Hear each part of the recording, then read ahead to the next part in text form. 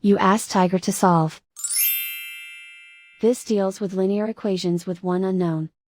The final result is x equals 119/3. Let's solve it step by step.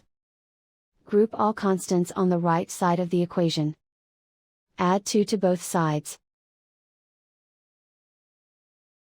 Simplify the arithmetic.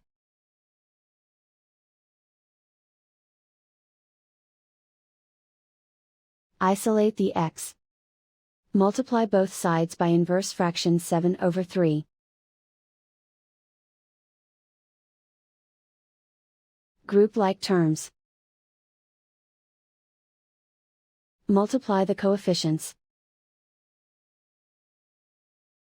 Simplify the fraction. Multiply the fractions. Simplify the arithmetic. And so the final result is x equals 119/3.